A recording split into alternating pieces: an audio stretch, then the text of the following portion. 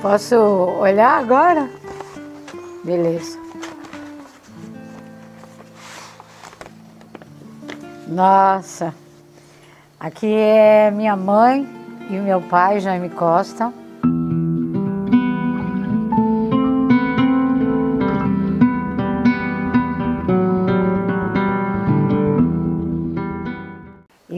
Essa foto foi feita no Viaduto do Chá e no colo da minha mãe está minha irmã mais velha, a Veusa. Isso deve ter sido em 1940, porque ela é neném e essa minha irmã Veusa nasceu em 1940, 8 de maio de 1940. Como é neném e ela está vestida com blusa sem manga, eu acho que já deveria ser outubro ou novembro, que já era começo do verão, porque São Paulo nessa época era uma cidade muito fria.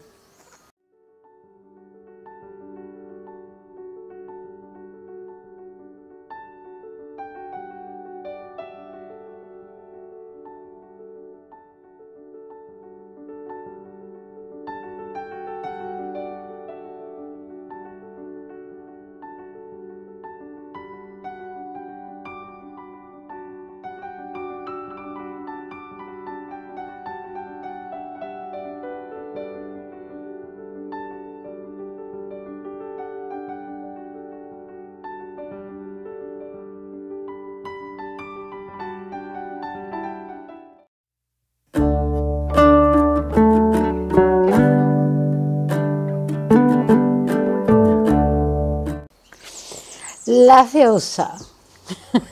Essa aqui é a minha irmã mais velha. Essa minha irmã aqui, ela era muito bonita. E assim, praticamente como eu sou temporânea, porque eu nasci em 49, ela nasceu em 40. Então, até eu ter uma idade adulta, ela praticamente já tinha 12 anos, né? E meio que ela foi minha mãe. Ela que cuidou dos meus estudos, ela fez com que eu estudasse no Santa Marcelina, ela fez com que eu estudasse fora, que eu morei 10 anos nos Estados Unidos, e ela fazia das tripas coração para que eu estudasse, para que eu fosse alguém, para que não tivesse que passar pelos mesmos problemas que ela passou. Então, a Veusa, ela tem uma história bem forte na minha vida. Ela, quando moça, ela era super, como é praticamente ela que cuidava de mim, ela parecia que era uma mãe de filha solteira. Aí quando eu fui morar com a Veusa, a primeira coisa que ela fez é que eu deveria ter uma educação boa. E ela me colocou no colégio interno Santa Marcelina. No Santa Marcelina eu entrei com 11 anos e saí praticamente formada do terceiro colegial. No Santa Marcelina eu aprendi a tocar piano, castanhola, inglês, francês, latim e italiano. Depois que eu saí do colégio, ela achou que eu deveria estudar nos Estados Unidos para aprender os melhores idiomas e estudar inglês. Aí eu fui estudar num intercâmbio nos Estados Unidos, onde eu fiquei por 10 anos. Lá eu convivi com várias pessoas do mundo inteiro, onde a gente se programava para fazer as coisas. Nessa época estava acontecendo a Guerra do Vietnã. E nós estávamos num campus, e nesse campus, mais ou menos 72, 73, a gente soube que havia um festival de rock no interior dos Estados Unidos, que chama-se o Festival Woodstock. Aí a gente reuniu um grupo de pessoas e fomos. Tomamos o Round, que é aquele ônibus que roda os Estados Unidos inteiro, e fomos para o Woodstock.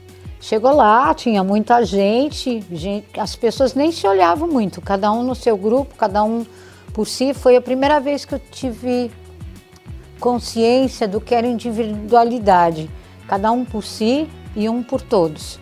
Porque se alguém caísse do lado, ninguém ajudava, você tinha que tentar se virar, e se você pedisse ajuda, você teria, mas se você não pedisse ajuda, ninguém ia chegar perto. Esse festival me fez me aproximar muito da música pop, onde eu conheci Janis Joplin, Jimi Hendrix, Joe Cocker, Alguns outros músicos que também depois vieram a tocar em conjuntos como guitarristas, bateristas. Foi uma experiência muito grande para mim. Todo mundo pensa, era sexo, droga e rock and roll. Não, era assim, um grupo de pessoas em busca do paz e amor. Lógico que tinha droga, entendeu? Foi a primeira vez que eu tomei um ácido na minha vida, e o ácido realmente é uma coisa, quer dizer, hoje em dia é muito químico, na época não era tão químico, realmente a gente tinha viagem. Nessa viagem, com ácido, a gente não gostava de curtir bebida, a gente gostava de comer fruta, sabe, de tomar banho pelado, de rolar na lama. Era assim, a gente era como se fossem animais renascendo, não sei de onde. Então esse festival foi muito importante na minha percepção do que seria a vida. Então eu percebi que a vida era para ser vivida enquanto você é jovem. E quando os nossos pais, falavam, não, você tem que estudar para ser alguém na vida. Então você tem que estudar agora para no futuro você ser um médico, um engenheiro. E eu percebi que aquilo não tinha nada a ver, que não era importante eu pensar no futuro ali. Então eu comecei a perceber que eu tinha que viver ali, porque quando eu ficasse velho, eu não sei, eu não queria pensar. Então ali já começou a vir meu sistema yogi, que eu não conhecia ainda, que era viver o presente do aqui e agora. E aí começou toda a minha jornada. Nossa, que gozado, né? Que o Guto no Rio está me trazendo a memória da minha mãe, e você está trazendo a memória do meu pai. Tá acontecendo isso agora, que eu tô para desencarnar, né, cara? Eu tô realmente para desencarnar, porque parece que eles estão tudo lá, de um lado e do outro, esperando. Lá vem ela!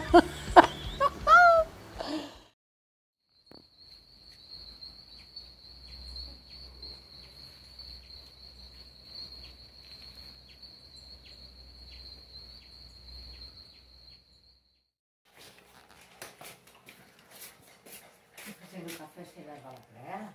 Vamos.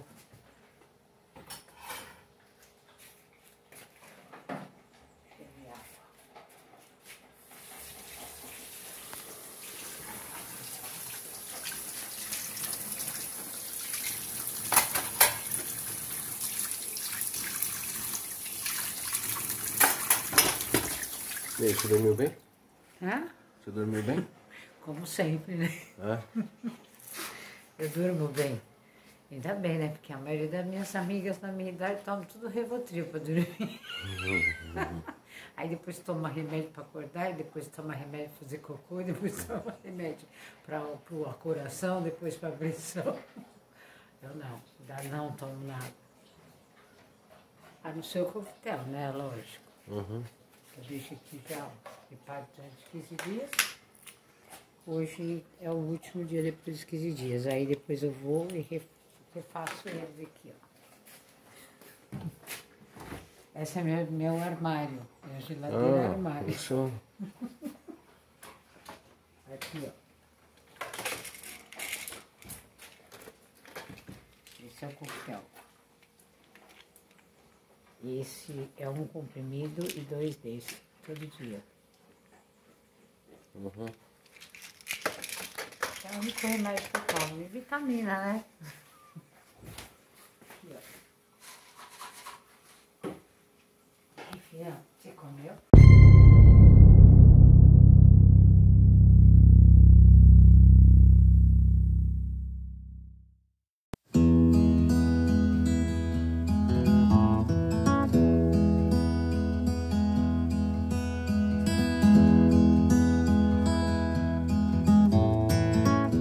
Eu lembro do meu pai falando para mim das mulheres, que ele achava bonita, que ele achava gostosa.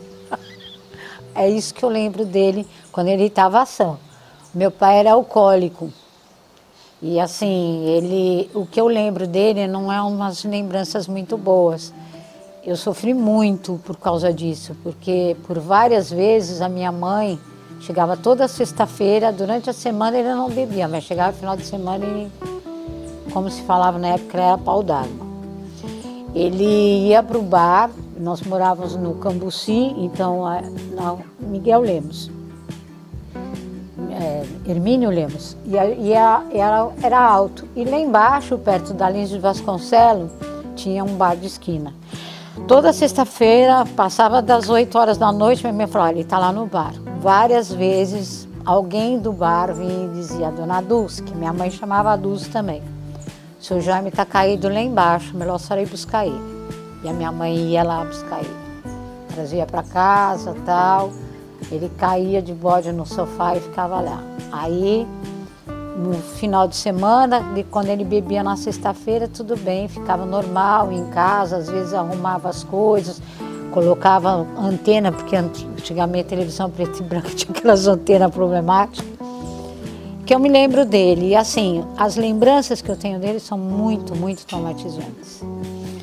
Ele bebia, ele começou a ficar muito agressivo, aí a minha mãe fechava a porta para ele não entrar, ele arrebentava a janela, se ensanguentava todo, pulava a janela. Quando ele entrava em casa, ele ia pegar alicate, colocava em cima da mesa e falava, agora eu vou arrancar a língua de vocês todas. Então assim, eu penso que a gente tem essa coisa violenta devido à nossa criação, porque a nossa criação foi basicamente pão, pão, queijo, queijo. E assim, muita frustração, muita cobrança. Meu pai, na realidade, ele não queria ser um burocrata. Eu acho que ele gostaria de ter sido artista. Ele queria ser ator e ele não conseguia, porque imagina um pai general com a Revolução 32 carregada nas costas, ele ia ser um artista? Não, o artista era comunista. Eu acho que meu pai, na realidade, era um frustrado. Ele não conseguiu ser o que ele gostaria de ser. Ele gostava da música, ele gostava de ficar nos bares, ele gostava de ficar batendo papo, ele gostava de poesia. E ele era um artista. E naquela época isso era sufocado. Você tinha que trabalhar, ganhar dinheiro, você tinha que ser rico, você tinha que prosperar, você tinha que dar orgulho. E ele só dava decepção pro pai dele, entendeu? O pai dele não tinha orgulho dele, ele sentia isso, se sentia mal com isso. Depois ele ficou diabético, ele tinha que fazer hemodiálise e ele veio a falecer e eu nunca mais vi. Eu não vi nem... Porque quando ele saiu de casa, eu tinha de 29, 10 anos, a minha mãe praticamente me proibiu de conviver com ele. Afastava tudo, então assim, eu não tive convivência. Eu vinha saber que meu pai tinha outra mulher e tinha outros 7 filhos, já era adulta. Tá? Porque quando a minha infância inteira, minha juventude inteira, tanto é que eu fui para o colégio interno, fui morar fora do país, tudo, eu não tive mais convivência com ele. Então as lembranças que eu tenho deles, a única lembrança agradável que eu tenho é lembro ele sentado no banco comigo, falando das mulheres que ele achava bonita e feia. Só.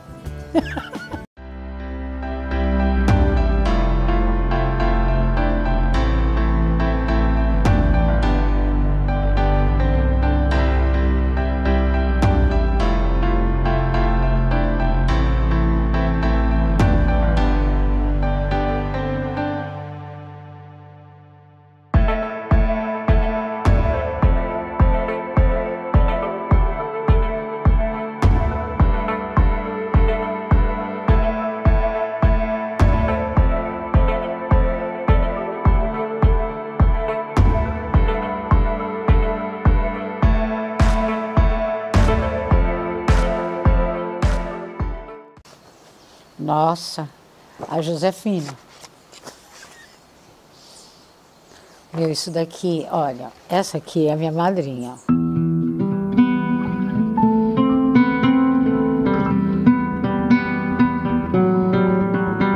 A Josefina era tão querida pela família, por nós, que até minha irmã do meio tinha o mesmo nome dela. Ela que fez todos os nossos partos, nós nascemos na mão dela. Todos nós nascemos na mão dela. Você ainda não sei, mas a primeira geração, os primeiros casamentos, nós nascemos na mão dela. Eu só sobrevivi graças a ela, porque quando a minha mãe estava dando a luz, que meu pai viu que era outra menina, ele falou assim, pô, mata essa coisa aí. Que merda, outra mulher. E a tia Josefina ficou muito indignada com ele e falou assim, pois saiba você que essa sua filha, que é uma merda, é a que mais vai te dar a luz. Essa sua filha, que é uma merda, é a que vai ser melhor do que todos na família. Isso a minha mãe contou, tá? Porque eu não cheguei a ver na minha vida adulta ela. Eu me lembro dela, eu devia ter 10, 12 anos. Ela morava ali na Teodoro Sampaio, num prédio de esquina, quase ali, porque ela trabalhava no Hospital das Clínicas e ela morava ali. Então eu me lembro muito bem dela e ela tinha um carinho por mim tão grande e assim, ela sabia que meio que eu era renegada, né? E depois, assim, eu acho que meu pai não tinha muito carinho por mim também, acho que por causa disso. Por isso que eu não tenho muita história para contar com ele. Porque eu acho que uma das frustrações dele não ter tido um filho homem, porque meu avô queria ter um neto homem, né? E eu acho que ele não pôde dar e acho que foi uma das frustrações do meu pai. Então, essa mulher foi muito importante. Se eu sou o que eu sou hoje, eu devo a ela. Uma coisa que eu preciso dizer é que eu sinto, assim, pela essa geração passada, principalmente nós que éramos da política e que éramos parentes de militares, que a gente sempre foi muito pressionado. Eu sentia que meu pai sofria demais, porque ele era pressionado a ser alguém, a estudar, a ser um político, a ser um militar famoso, a ser forte, e não era isso que ele queria. Então, assim, vocês que são pais hoje em dia, deixe seus filhos viverem a vida deles, deixe eles fazerem o que eles querem, entendeu? Para de mimar o seu filho, querer dar tudo para ele, para amanhã depois ele devolver para você. Isso não existe. Isso aqui é uma senhora de 73 anos que está falando, sabe? Deixa cada um ser o que é. Se ele quiser ser músico, deixa ele ser músico, incentive. Se ele quiser ser pintor, deixa ele ser pintor, incentive. Se ele quiser ser da música, se ele quiser ser das artes, deixe. Se ele quiser ser médico, incentive também. Agora, se você é advogado e quer que seu filho seja advogado, não faça isso. Ele não quer ser advogado. Pensa nisso. Cada um é cada um. É isso. Sei lá. Talvez eu seja louca, mas acho que não. Nesse mundo todo que eu vivi, eu só vi gente que só faz aquilo que não gosta. Isso não é legal. Aqui é comemorado todo dia 21 a 22 de dezembro, primeiro dia do verão. É o dia mais longo que a gente encontra aqui no litoral norte. E aqui, exatamente nesse marco, é onde o sol nasce. Você olhando para lá, você vê ele nascer direitinho. O tamanho dele é descomunal, ele é imenso, vem desse tamanho, assim, aquela bola vermelha, é a coisa mais linda do mundo. Então, é nesse lugar aqui, é Ubatuba, é aqui que o verão começa.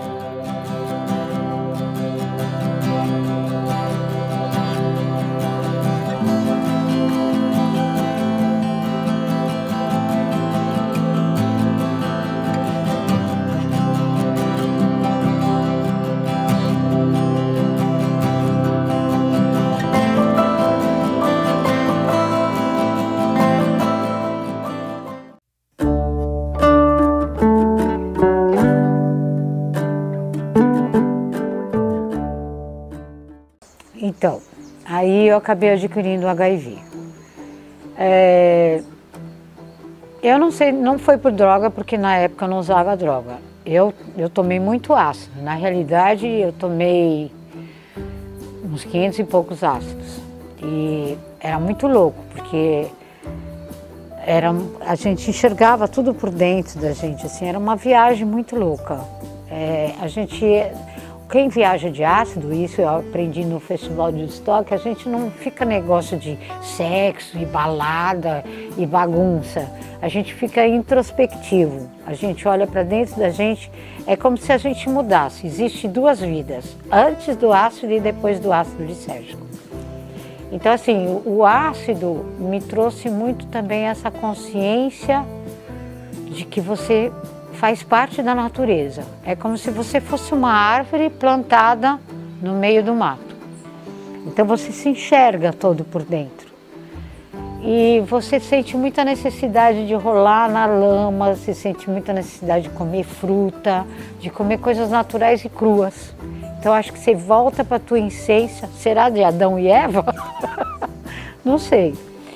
Bom, voltando ao HIV. Quando aí eu fiz vários testes sobre o HIV, na época existia só o ELISE. Primeiro eu tive um herpes zoster que destruiu minha perna. Diziam que eu estava com fogo selvagem. E nesse daí eu fui no Emílio Ribas. Quando eu cheguei no Emílio Ribas, ele falou, não, vamos fazer os exames, isso não é fogo selvagem, isso é herpes zoster. Para estar do jeito que está, é porque você está com uma queda de imunidade muito grande. Eu acredito que você realmente esteja com HIV. Eu falei assim, mas como assim HIV? Ela falou, síndrome da imunodeficiência. Nunca na minha vida eles falavam AIDS, porque eles diziam que AIDS era só a sigla. Se você falar que a pessoa é idética, é preconceito, você pode mandar processá-la, porque é preconceito. É sempre soro positiva. Você tem a doença que é imunodeficiência imunológica. Bom, aí eles fizeram todos os testes, dava positivo, negativo, positivo, negativo. Até que chegou ao Brasil um detector que chamava Western blot. O Western blot era definitivo, ou era sim ou era não. Eu fiz esse teste e realmente eu estava com HIV. Eu nunca me esqueço desse dia. Eu estava no Emílio Ribas, a minha médica, a doutora Mara, que é minha amiga até hoje. Eu vi a Mara grávida e hoje eu já estava com os filhos tudo grandes, porque eu estou há 35 anos soro positiva. Só que também faz 20 anos que eu não transmito mais e eu estou negativada. Estou tão bem como qualquer outro ser. Minhas defesas CD4 e CD alta são boas, então eu tenho a saúde perfeita. E aí ela me disse, olha, Dulce, realmente você está com HIV e você tem de 4 meses a 1 ano de vida. Se cuide, porque você está vendo. E assim, foi uma saga, porque toda vez que eu ia no Emílio, as mesmas pessoas que estavam lá já não estavam mais. Porque de um mês para outro já morria todo mundo. Era terrível. Eu me lembro que os médicos, tanto medo, que eles pareciam uns tinham descido do espaço, eram cobertos da cabeça até os pés. Usavam máscara, era terrível, ninguém sabia o que era. E nós, que estávamos bem, porque assim, eram as pessoas jogadas nos corredores, era uma loucura, não tinha lugar para pôr tanta gente. Eu acho que meio que foi o que aconteceu agora com a Covid. Então nós, soros positivos que estávamos bem, é que cuidavam do que estavam mal.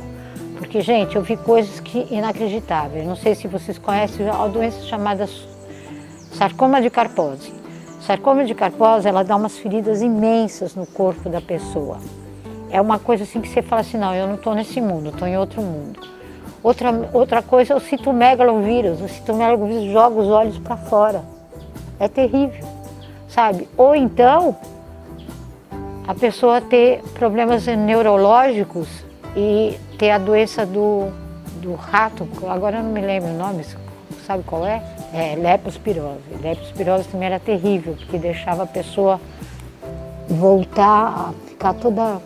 Olha, era terrível. E a gente que ajudava a cuidar daquelas pessoas. Aí eu conheci um grupo também de apoio, que é o GIV, para onde eu fui. E onde eu conheci o Peruso, que era o fundador, e que me mostrou o outro lado da vida. Ele disse, Dulce, isso que aconteceu com você, que aconteceu comigo, com todos nós que estamos aqui, é uma nova virada, entendeu? E foi uma virada muito grande, porque a gente estava saindo de um governo do Fernando Henrique, a gente estava indo para um governo de esquerda, e aí, gente, tinha um ministro da Saúde, que, olha, esse ministro da Saúde, para nós, soropositivo, foi o melhor. Foi José Serra. José Serra, te amo, porque você que trouxe o tratamento para nós. Nossa, eu emociono, porque a gente não tinha nada. Olha, tinha uma tal de uma injeção 78, que era uma injeção que uma médica fez, que era uma injeção que quando você tomava, só podia tomar na bunda. E quando você tomava, você podia ficar uma semana sem sentar, que fazia uma bola. Tinha também um coquetel de ervas que a gente tomava lá de Piracicaba, que também é para subir as defesas. Tinha o AZT. O AZT para comprar custava na época R$500, que era muito dinheiro. Imagina, o dólar nessa época era 0,88 centavos. E você comprava AZT, tinha que ser por cheque administrativo. Então você ia no banco, fazia o cheque administrativo e mandava para a empresa, e eles mandavam para você em caixa sem ninguém saber o que era, porque ninguém podia descobrir. E era caríssimo. O AZT dava para 20 dias, R$500. Era uma fortuna. E aí o Serra, gente, o Serra trouxe o tratamento do HIV. Então, gente, não é partido, não é direita e esquerda. Se trata de homens, se trata de mulheres que fazem a diferença. E esse tratamento é que revolucionou. E eu fui escalada para fazer parte de um protocolo da Merck, onde a gente tomava uns remédios que a gente não sabia se era remédio ou placebo. E aí eu fui uma das pessoas que ajudou a Merck a trazer a convivência com HIV. E hoje eu estou negativada, fazem 20 anos, eu não transmito mais, estou super bem. Mas na época que eu achei que ia morrer, eu vendi meu apartamento ali no Jardim Aeroporto e comprei uma casa aqui em Ubatuba e fui ficando. Ubatuba me acolheu assim com todo o amor do mundo. Aqui todo mundo sabe que eu sou soropositivo, nunca sofri discriminação. E assim, eu sou professora de yoga, também tinha classes lotadas de yoga, já dei entrevista para a Globo, que eles estavam procurando pessoas que conviviam com HIV/AIDS por muitos anos. E vivo aqui, no paraíso. Estou bem, estou feliz, acordo todos os dias de manhã, pratico meditação, continuo dando aula de yoga, de ginástica. E esse ano eu completei, como eu já disse antes, 73 anos. Eu acho que toda essa experiência que eu vivi não foi à toa. Talvez eu possa passar alguma coisa para alguém.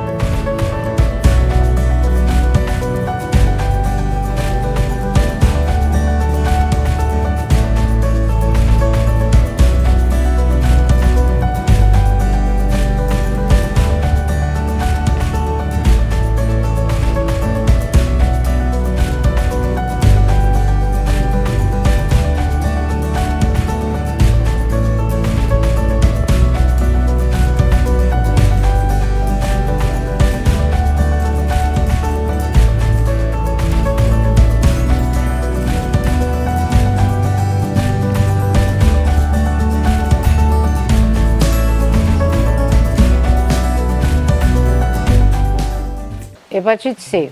Eu peguei hepatite C também. Na época que eu peguei hepatite C, não existia tratamento. Você tinha que entrar na justiça para conseguir o tratamento. Aí eu comecei a ter um pouco de problema, porque eu comecei a ficar com problema nas pernas.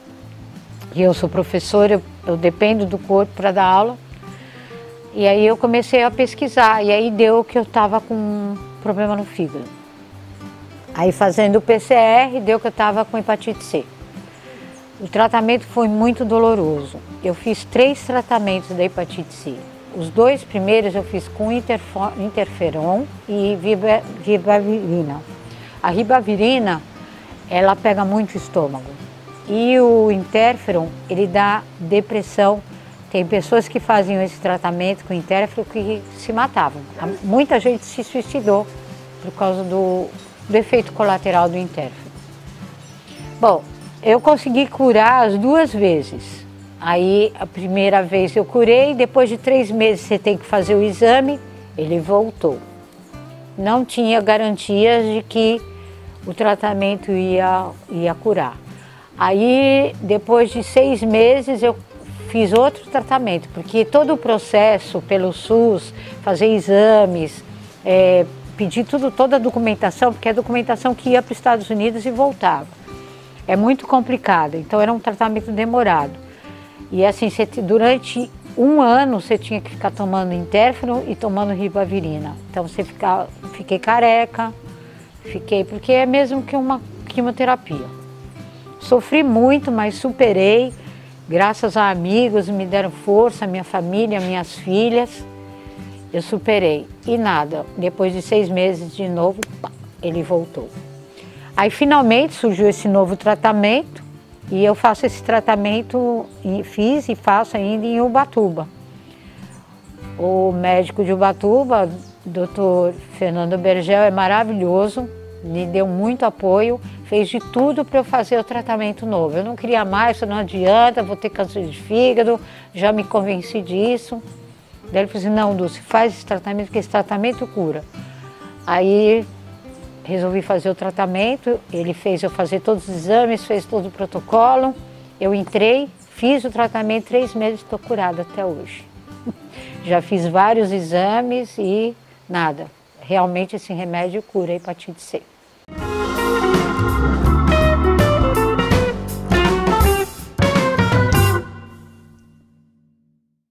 Estados Unidos.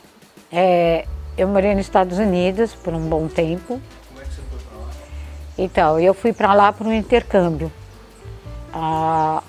Como eu já disse, a minha irmã achou que eu deveria morar fora um pouco para aprender idiomas, para aprender convivência com outros lugares. E eu fui morar. Eu morei em New Hampshire, Brattleboro, que é norte dos Estados Unidos. Ele fica a 2 horas de Boston e 8 horas de Nova York City. E aí eu viajei para os Estados Unidos inteiro, né, porque assim, a gente morava em New Hampshire, mas a gente viajava para os lugares, como eu fui para o Festival de Woodstock, como eu estive em Las Vegas, e assim, o lugar mais incrível assim, que eu conheci foi New Orleans. Eu fui para New Orleans, estava tendo um festival de jazz, maravilhoso. E eu fiquei muito impressionada, porque lá a música funciona 24 horas, não fecha nunca. O tempo todo tem gente tocando. Então os bares são tipo como se fosse igreja. Então tem aquele palco de madeira, o cara com o piano, o outro com o sax, o outro com o baixo, bateria. E as cadeiras como banco de igreja. Então parece que você vai lá na igreja, mas são pessoas tocando jazz. É como se fosse uma saudação ao Deus, entendeu? É uma coisa muito louca.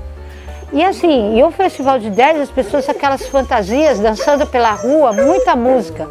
Uma coisa que eu me impressionei foi que as calçadas são lotadas de chiclete no chão. Muito chiclete, gente, chiclete. E olha, é uma cidade, uma energia maravilhosa. É uma cidade que não tem preconceito, né? E é música o tempo todo. Você passa na rua, é música aqui, é música ali, é música lá. E é jazz, e é só piano, e é só sax. É muito legal, muito legal. Se você for, eu acho que é bem legal. Agora, Las Vegas é jogatina, né? Eu joguei com o Telly Savalas na mesa. Para quem não sabe, o Telly Savalas é o que não tem o dedo. Mais um desdedado, né? mas joguei com ele. E assim, minha experiência foi que eu sentei nessas maquininhas e aí eu pus as moedas lá e o negócio deu bah, bah, bah, bah. Gente, o negócio começou a apitar e começou a descer um monte de moeda. Eu saí correndo, eu fiquei assustada. O segurança que veio me pegou e ficou mais assustado. Será que eu quebrei a máquina? Olha a ignorância. Ele falou, não, a senhora ganhou $5.000 na máquina. E jogando baccarat com telesavalas, eu ganhei $13.000. Eu tinha uma loja em São Paulo, na época, numa boutique na Rua Augusta, que eu estava todo endividado, estava devendo até você sabe o quê. E esse dinheiro que eu ganhei lá na época, eu vim, soldei todas as minhas dívidas na loja, que a minha irmã mais velha que tomava conta.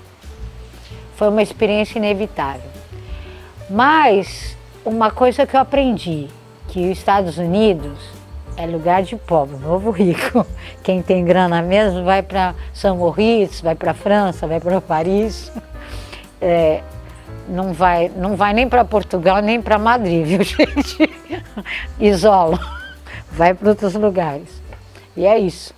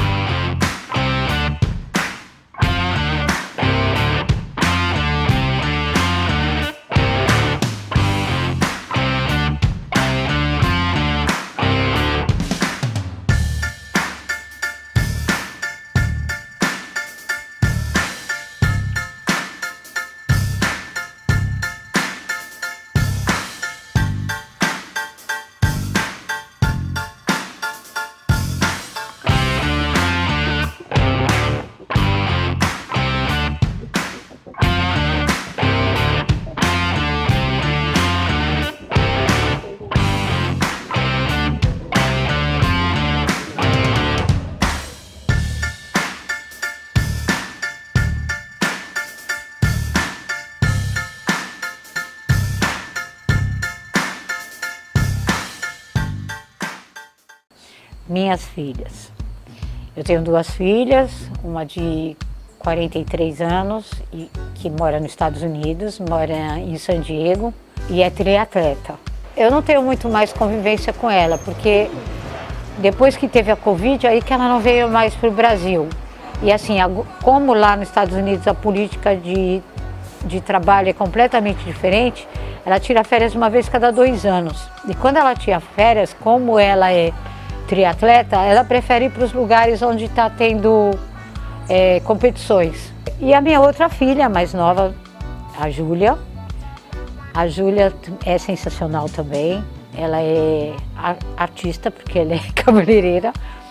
E assim, quando ela engravidou, ela tinha 22 anos, eu dei total apoio.